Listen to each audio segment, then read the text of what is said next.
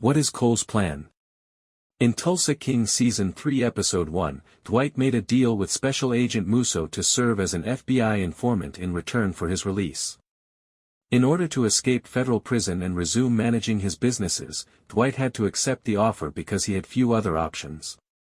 Upon arriving home, he received an invitation to meet with Quiet Ray, who offered him a portion of Dwight's riches in exchange for his own piece of New York, something the Invernizes had not granted him despite the fact that he had given so much for them. In order to properly reconcile with Mitch, Bodie, Tyson, Margaret, Goodie, Grace, Joanne, and Bigfoot, Dwight turned down that offer and returned home.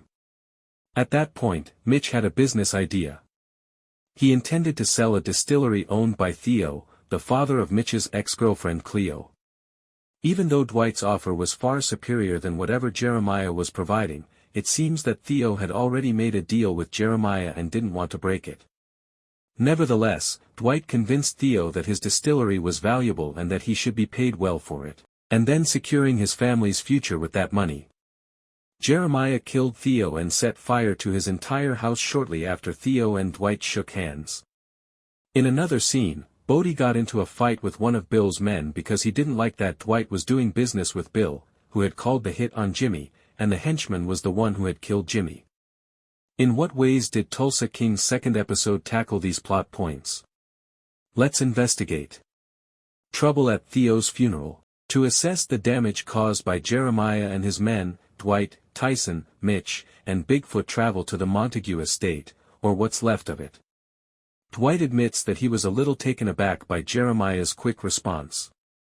However, that at least helps him understand how vicious he must be to deal with Jeremiah. After that, Dwight goes to Theo's funeral with his group. When Goodie gets there, he tells him that Armand's therapy, which is required by AA, isn't going well and that he seems to be talking about inappropriate topics. Goodie fears that if Armand manages to tell someone in New York, likely Ray, that Dwight is involved in the liquor business in Tulsa in addition to the marijuana and casino businesses, the gangsters there will become even more determined than they already are to get a piece of Dwight's action. For the time being, Dwight tells Goodie to just keep an eye on Armand, which he does by instructing Armand's AA group to contact him whenever they see him. Whenever things get too out of hand, he will deal with him. Goodie worries that the criminals in Tulsa will become even more determined to grab a piece of Dwight's action if Armand is able to inform someone in New York, likely Ray, that Dwight is involved in the liquor business in addition to the marijuana and casino enterprises. Dwight instructs Goodie to simply watch Armand for the time being. Dwight meets Walden.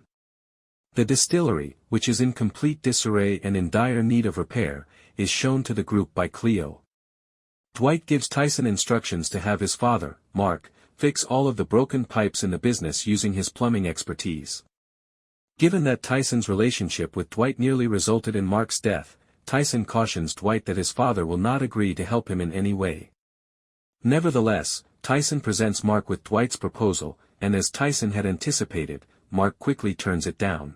Tyson's mother, Angie, who has always objected to her son's relationship with Dwight, suggests that Mark accept the position since it will allow him to spend more time with Tyson and make sure he hasn't gone too far from the light.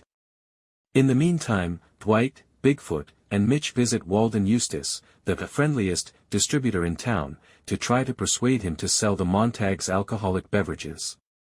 They quickly discover that Walden is working on Jeremiah's orders and does not want to stock Montague products on his shelves. Dwight acknowledges Walden's situation and assures him that if he agrees to sell the bourbon produced at the Montague distillery, he will see after Jeremiah. Dwight offers to let Walden and his team leave his warehouse, and Walden grudgingly accepts. Cole visits Cleo and informs her that the only way to secure a good future for herself is for her to leave Dwight, Mitch, and the others and work with the Dunmeyers. In the coming days, weeks, or months, Cole is certain that Jeremiah will exterminate Dwight and his gang. Therefore, it is preferable to support the victors rather than remain with the losers. Cleo makes it clear to him that she would never support the Dunmeyers, especially since they killed her father. Bill enters the booze business. Bill turns up at the distillery to complain that Dwight failed to inform him about their foray into the alcohol brewing industry and that he is going up against Jeremiah, as if the affair with Jeremiah wasn't complicated enough. Dwight is already too involved in this situation to pull out, despite Bill's attempts to halt it. As a result, Bill can either assist Dwight or return home. Following much haggling, Bill consents to lend his vehicles to deliver the alcohol to the distributors in return for a half share of the earnings. Since Bill hasn't done anything to assist Dwight in breaking into this industry, he shoots down that desire. Thus, based on how much alcohol he and his team can shift in a given day, Dwight makes Bill an offer. He keeps reducing Bill's portion until he says he'll give it some thought. Now, even if Joanne believes that New York shouldn't smell Dwight's new business, Bill quickly learns everything there is to know about the distillery after receiving a call from Vince. It's possible that they may work together to take over the business. To put Dwight in his proper place, Cole attacks Mitch. Cole tells Jeremiah about Dwight and Bill's business dealings with Walden. Cole so gets ready to target Mitch, whom Dwight holds in the highest regard, while Jeremiah visits Walden to punish him for his treachery. Dwight and company continue producing alcohol batch after batch without realizing this. Tyson and Mark had a complex discussion about how Tyson's connection to Dwight is depriving him of his individuality and making him believe that the pricey items he rides or wears are who he really is. Will Tyson's viewpoint change as a result of this? Because Tyson hasn't grown up at all and Mark has been saying the same thing for the past 2 seasons. The third time may be the charm, though. Dwight visits Cal Thresher, who is reportedly a candidate for governor, to advise him to keep in mind the favor Dwight showed him and to grant him the freedom he needs to succeed in the marijuana, gambling, and alcohol industries. To be really honest, I'm worried that Dwight's constant threats to persuade his supporters to support him may eventually backfire. It wouldn't surprise me if Musso, who doesn't present in this episode, is the only person left to rely on when he is betrayed by everyone at the end of this season. We shall see. Returning to his strategy of striking Dwight where it hurts, Cole attacks Mitch and Cleo with his goon. Cleo even gives Cole a scar on his arm that he will remember for as long as he is alive after the pair successfully stops Cole and his goon. Jeremiah both punishes and heals Cole by applying a red-hot iron rod to his bleeding wound after Cole returns to his father, screaming and lamenting over his failure. Cole tries to woo Spencer. While visiting the Bread $2 saloon at the end of Tulsa King Season 3, Episode 2, Dwight receives a call from Bill, but he chooses not to answer. Dwight is pleased when Goodie provides him with an update on Armand, who appears to be doing well and getting along well with his family. However, Jeremiah then appears to tell Dwight that he must kill everything and everyone that Dwight loves because he has turned down his offer.